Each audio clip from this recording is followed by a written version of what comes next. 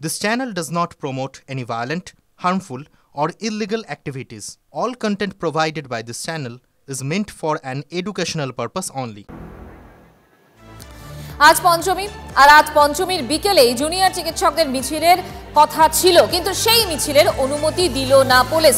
এর আগে আমরা দেখেছিলাম যে চৌকি সেটা বাজেয়াপ্ত করা হয়েছিল, বায়ো টয়লেট সরিয়ে দেওয়া হয়েছিল এবং আজ সকালবেলা আমরা দেখেছিলাম জলের গাড়ি পর্যন্ত আটকানো হয়েছিল। অভিযোগের তীর ছিল পুলিশের দিকে। আজ এই মুহূর্তের খবর, মিছিল করার কথা ছিল আজ বিকেলে, তাতে অনুমতি দিল না পুলিশ। Fair and bright night and day cream, ত্বক থাকবে ব্রাইট সারাদিন, পলিউশন ফ্রি, ঠিক যেন রাতের ফোঁটা সাদা ফুল। সারাদিন হ্যাপি ব্রাইট স্কিন। এই মুহূর্তে জুনিয়র ডাক্তাররা তারা কি ভাবছেন, তারা কি বলছেন, কৌস্তব আমাদের প্রতিনিধি আমাদের সঙ্গে সরাসরি রয়েছেন। কৌস্তব, মঞ্জিকা, তোমাকে এই কথাটা বলার আগে একটা ছবি দেখানোর চেষ্টা করবো যে এই মুহূর্তে ধর্মতলায় কিন্তু প্রবল বৃষ্টি হচ্ছে এবং যে ছাউনি, সেই ছাউনি কিন্তু এখানে খুলে গেছে এবং এখানে কিন্তু প্রবল বৃষ্টি হচ্ছে। জুনিয়র ডাক্তাররা কিন্তু এখানে তারা যে অনশনরত অবস্থায় রয়েছেন তারা কিন্তু এখান থেকে কোনো রকমে জাস্ট এদিক ওদিক সরার চেষ্টা করছেন, তাদেরকে সরানোর চেষ্টা করা হচ্ছে যে আন্দোলনরত বাকি যে জুনিয়র চিকিৎসকরা রয়েছেন। কারণ ওপরে যে ছাউনি ছিল সেই ছাউনি চুইয়ে কিন্তু এখান দিয়ে কিন্তু প্রবল বৃষ্টি হচ্ছে এবং তার সেই বৃষ্টির জল পড়ছে, সেই ছবিটা তুমি ক্যামেরার মাধ্যমে দেখতে পাচ্ছ। এবার যদি আসি যে বাকি যে আজকে যে বিকেলের মিছিলের কথায়, সেটা হচ্ছে যে আজকে যে বিকেলবেলা যে মিছিলের ডাক দেওয়া হয়েছিল চিকিৎসকদের তরফ থেকে, কলকাতা পুলিশের তরফ থেকে আজকে গতকাল গভীর রাতে মেল করে জানিয়ে দেওয়া হয় যে যেহেতু পুজো রয়েছে এবং যানজটের আশঙ্কা, তার জন্য সেই মিছিলের অনুমতি তারা দেয়নি।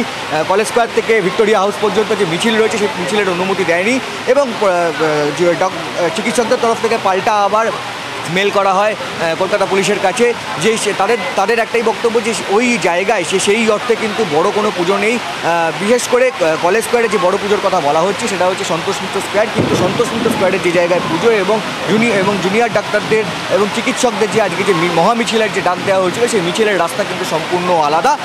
তার জন্য কিন্তু সেইখান দিয়ে সেখানে যানজটের কোনো আশঙ্কা হবে না। এবং প্রসঙ্গত জানিয়ে রাখা দরকার যে কয়েকদিন আগেই কিন্তু কলকাতা হাইকোর্টের তরফ থেকে কিন্তু জানিয়ে দেওয়া হয়েছিল পুলিশি নিরাপত্তা নিয়ে যখন প্রশ্ন তোলা হয়, পুলিশের তরফ থেকে যখন বলা হয় যে মিছিলের জন্য যে যানজটের আশঙ্কা হতে পারে বা নিরাপত্তার কথা যখন বলা হয়, তখন কিন্তু হাইকোর্টের তরফ থেকে একটা কথা তখন জিজ্ঞাসা করা হয় যে পুজোর সময় আপনারা কত মানুষকে তোমাকে ধন্যবাদ। এবং এক্ষেত্রে এই বায়ো টয়লেট চৌকি আপনারা জানেন, বিস্তারিত বলতে হবে। এবার জলের গাড়ি আটকানোর অভিযোগ উঠছে। খবর পেয়ে জুনিয়র চিকিৎসকরা ছুটে গিয়েছেন ডরিনা ক্রসিং এ, বিক্ষোভ স্লোগান। এর আগে চৌকি আটকে দেওয়া হয়, গতকাল রাতে সেই চৌকি কাঁধে করে নিয়ে তারা ফিরেছেন, আপনারা দেখেছেন। তার আগে বায়ো টয়লেট তৈরির ক্ষেত্রে বাধা সৃষ্টি করা হয়। এবার পানীয় জল, এবার জল আটকানো হয় বলে অভিযোগ উঠছে।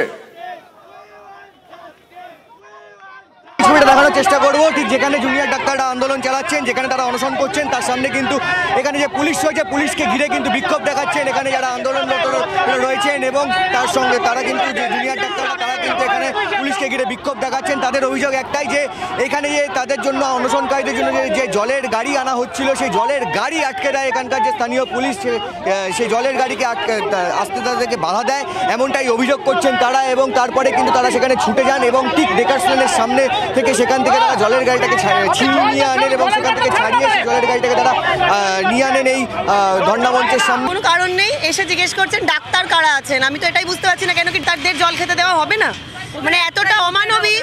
আর সব থেকে বড় কথা, প্রথম শুধু জলের গাড়ি কেন, প্রথম থেকে তো বাস আটকানো হয়েছে যাতে প্যান্ডেল বাঁধা না হয়, বায়ো টয়লেট আটকানো হয়েছে, কারণ বলতে পারবো না, আটকানো হচ্ছে।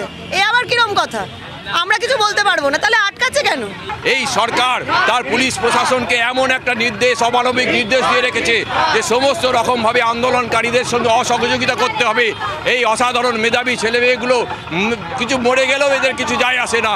এই সরকারকে চরম ধিক্কার জানাই। পুজোটা মিটে যাক, তারপরে জনগণের আবার এই সংহারী রূপ এই সরকার দেখতে পাবে। খবর পেয়ে সেখানে তারা ছুটে যান, এখানে যারা আন্দোলনকারীরা আছেন তারা সেখানে ছুটে যান এবং সেখানে গিয়ে সে জলের গাড়িটাকে ছিনিয়ে আনেন। এবং যখন তারা এখানে আসেন, এখানে আসার পর কিন্তু আরও এক দফা সেখানে বিক্ষোভ প্রদর্শন করেন। এখানে যখন সে পুলিশরা রয়েছেন, এখানকার স্থানীয় থানার যে পুলিশরা রয়েছেন তাদেরকে ঘিরে কিন্তু এখানে আন্দোলনকারীরা বিক্ষোভ দেখাতে শুরু করেন।